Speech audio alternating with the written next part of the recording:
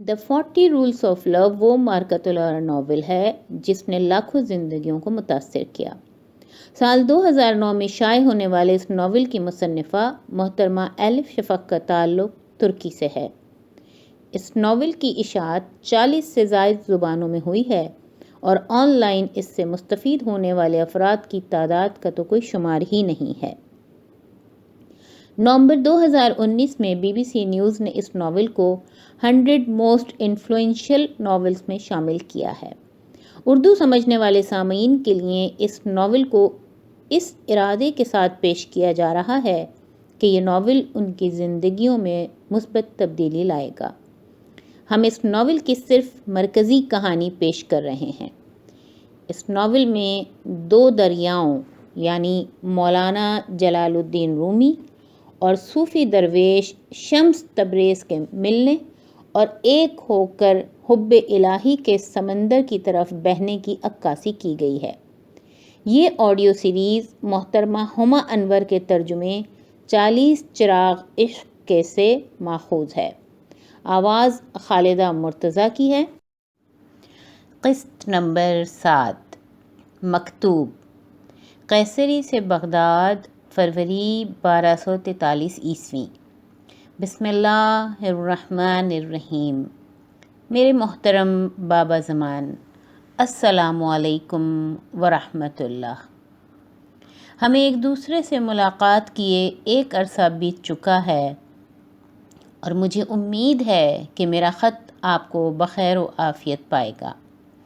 Baghdad کے مضافات میں آپ نے جو خانقاہ تعمیر کی ہے اس کے متعلق میں نے بہت سی قابل تعریف باتیں سنی ہیں کہ آپ درویشوں کو علم و حکمت اور حب الہی کی تعلیم دیتے ہیں۔ میں یہ خط آپ کو رازدارانہ طور پر لکھ رہا ہوں تاکہ آپ کو ایک ایسی بات میں شریک کر سکوں جو میرے دماغ پر سوار ہے۔ مجھے ابتدا سے آغاز کی اجازت دیجیے۔ جیسا کہ آپ جانتے ہیں کہ مرحوم سلطان علاء الدین کیکوبدائے ایک اہم اور غیر معمولی شخصیت تھے۔ مشکل ادوار میں جنہوں نے قیادت و رہنمائی میں شرف حاصل کیا۔ ایک ایسے شہر کی تعمیر ان کا خواب تھا جہاں شاعر، ہنرمند اور فلسفی رہتے اور امن و سکون سے کام کر سکتے۔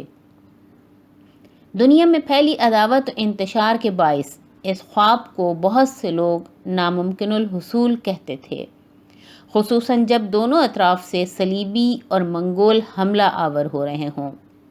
ہم یہ سب دیکھ چکے ہیں۔ مسلمانوں کو ہلاک کرتے عیسائی، عیسائیوں کو مارتے عیسائی، عیسائیوں کی جان لیتے مسلمان، ایک دوسرے کے حریف مذہب، فرقے، قبیلے، حتیٰ کہ بھائی۔ لیکن کیکوبدائے ایک پرعزم رہنما تھے۔ انہوں نے قونیہ شہر کا انتخاب کیا جہاں وہ اپنے خواب کو تعبیر دے سکیں۔ قونیہ شہر اس جگہ آباد ہے جو جگہ عظیم طوفان نوح علیہ السلام کے اترنے پر زمین پر سب سے پہلے ابھری تھی۔ اب قونیہ میں ایک ایسے عالم رہتے ہیں جن کا ذکر آپ نے شاید سنا ہو یا نہیں۔ ان کا نام مولانا جلال الدین رومی ہے، مگر اکثر انہیں صرف رومی کے نام سے ہی پہچانا جاتا ہے۔ مجھے ان سے ملاقات کی مسرت حاصل ہوئی اور صرف یہی نہیں بلکہ ان کے ساتھ تعلیم کا موقع بھی ملا، پہلے ان کے استاد کے طور پر، پھر ان کے والد کی وفات کے بعد ان کے شیخ و مرشد کے طور پر، اور برسوں بعد ان کے طالب علم کے طور پر۔ ہاں میرے دوست، میں اپنے شاگرد کا شاگرد بن گیا۔ وہ اس قدر باصلاحیت اور دانش مند ہیں کہ ایک مقام کے بعد جب تعلیم دینے کو میرے پاس کچھ نہ رہا تو میں نے اس کے بجائے ان سے تعلیم لینا شروع کر دی۔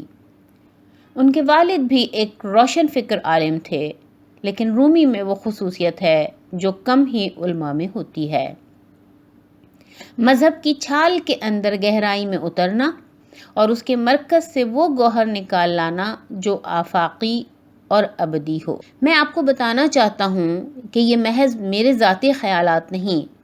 جب نوجوانی میں رومی کی ملاقات عظیم صوفی، دواساز اور عطار فرید الدین سے ہوئی تو عطار نے ان کے متعلق کہا تھا، یہ لڑکا محبت کے دل میں دروازہ وا کرے گا اور تمام صوفی عشاق کے دلوں میں شعلہ جگا دے گا۔ اسی طرح ممتاز فلسفی، مصنف اور صوفی ابن عربی نے ایک روز نوعمر رومی کو اپنے والد کے عقب میں چلتے دیکھ کر بے ساختہ کہا، سبحان اللہ، ایک بحر ایک جھیل کے پیچھے چل رہا ہے۔ 24 برس کی نوعمری میں مولانا رومی روحانی رہنما بن گئے۔ آج 13 برس بعد قونیہ کے باسی انہیں ایک مثالی شخصیت کے طور پر دیکھتے ہیں اور ہر جمعے کے روز ان کے خطبات کو سننے کے لیے پورے خطے کے لوگ اس شہر میں جمع ہو جاتے ہیں۔ انہوں نے قانون، فلسفے، الہیات، فلکیات، تاریخ، علم کیمیا اور الجبرا میں اعلیٰ تعلیم حاصل کی ہے۔ کہا جاتا ہے کہ ان کے 10,000 کے لگ بھگ شاگرد ہیں۔ ان کے پیروکار ان کے لفظ لفظ کو سنتے اور انہیں ایک ایسا عظیم با علم شخص گردانتے ہیں جو اگر تاریخ عالم میں نہیں تو تاریخ اسلام میں کوئی اہم مثبت تبدیلی لائے گا۔ لیکن میرے لیے رومی ہمیشہ کسی بیٹے کی طرح ہیں۔ میں نے ان کے مرحوم والد سے وعدہ کیا تھا کہ میں ان پر نگاہ رکھوں گا، اور اب جب کہ میں اپنے آخری ایام کی جانب بڑھتا ایک بوڑھا ضعیف شخص ہوں، میں یقین دہانی چاہتا ہوں کہ وہ صحیح صحبت میں رہیں۔ آپ جانتے ہیں، اس قدر حیرت انگیز، غیر معمولی اور بلا شبہ کامیاب ہونے کے باوجود مولانا رومی نے خود کئی مرتبہ مجھے شریک راز کیا کہ باطنی طور پر وہ خود کو غیر مطمئن محسوس کرتے ہیں۔ ان کی زندگی میں کسی شے کی کمی ہے، ایک خلا جسے ان کا خاندان اور نہ ہی شاگرد پر کر سکتے ہیں۔ ایک بار میں نے انہیں بتایا کہ اگرچہ وہ خام نہ تھے مگر وہ کندن بھی نہ تھے۔ ان کا پیالہ کنارے تک بھرا ہوا تھا اور پھر بھی وہ چاہتے تھے کہ ان کی روح کا دروازہ واہ ہو جائے تاکہ محبت کی آب جو اندر اور باہر بہہ سکے۔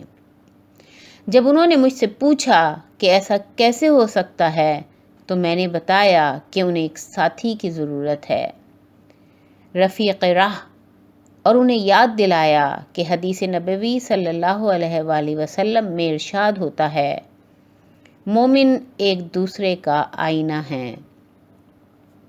اگر یہ موضوع دوبارہ نہ اٹھتا تو میں اسے بالکل ہی فراموش کر چکا ہوتا، لیکن جس روز میں قونیہ سے روانہ ہوا، مولانا رومی میرے پاس اس خواب کی تعبیر لینے آئے جو انہیں متواتر دکھائی دے کر پریشان کر رہا تھا۔ انہوں نے مجھے بتایا کہ اپنے خواب میں وہ کسی دور دراز سرزمین کے پرہجوم شہر میں کسی کو تلاش کر رہے تھے۔ الفاظ عربی میں تھے، پرمسرت غروب آفتاب، شہتوت کے درخت اور اپنے اخفا کنویں میں صبر سے اپنے لمحے کے منتظر ریشم کے کیڑے۔ پھر انہوں نے اس گھر کے صحن میں خود کو دیکھا، اپنے ہاتھ میں لالٹین لیے کنویں کی منڈیر پر بیٹھے گریاں کنا۔ ابتدا میں مجھے کچھ سمجھ نہ آئی کہ ان کے خواب کے یہ ٹکڑے کس طرف اشارہ تھے، اور کچھ بھی مجھے مانوس دکھائی نہ دیا۔ لیکن ایک روز جب مجھے تحفے میں ریشمی گلوپوش ملا، جواب میری گرفت میں آ گیا اور معمہ حل ہو گیا۔ مجھے یاد آیا کہ آپ کیسے ریشم اور اس کے کیڑوں کے شوقین تھے۔ مجھے وہ شاندار باتیں یاد آئیں جو میں نے آپ کے طریقے کے بارے میں سنی تھیں، اور مجھ پر عیا ہوا کہ مولانا رومی نے جو جگہ اپنے خوابوں میں دیکھی تھی وہ آپ کی خانقاہ کے سوا اور کوئی نہ تھی۔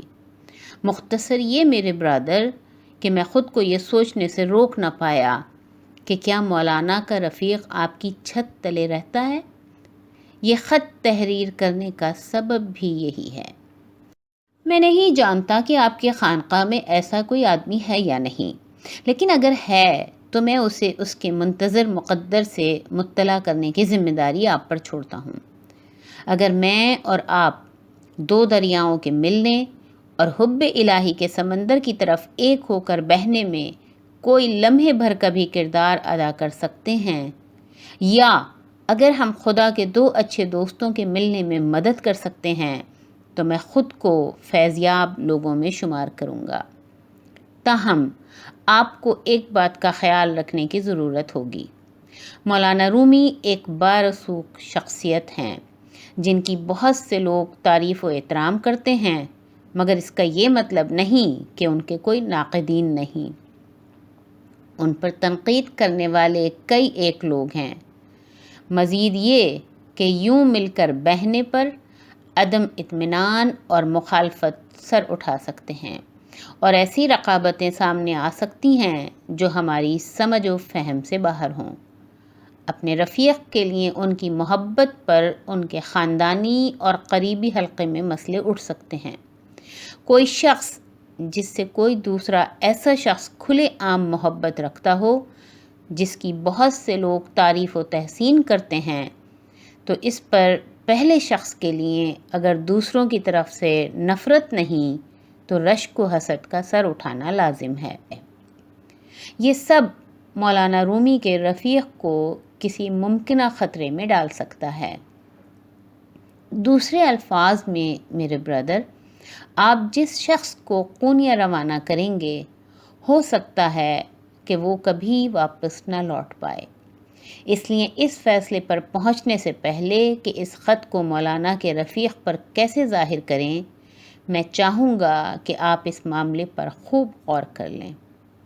آپ کو ایک مشکل صورتحال سے دوچار کرنے پر مجھے افسوس ہے، لیکن جیسا کہ ہم دونوں جانتے ہیں کہ خدا ہم پر اس سے زیادہ بوجھ نہیں ڈالتا جو ہم برداشت نہ کر سکیں۔ میں آپ کے جواب کا منتظر ہوں، اور بھروسہ رکھیے جو بھی نتیجہ ہوا آپ درست سمت میں درست قدم ہی اٹھائیں گے۔ خدا کرے آپ اور آپ کے درویش سدا ایمان کی روشنی میں منور رہیں۔ استاد سید برہان الدین۔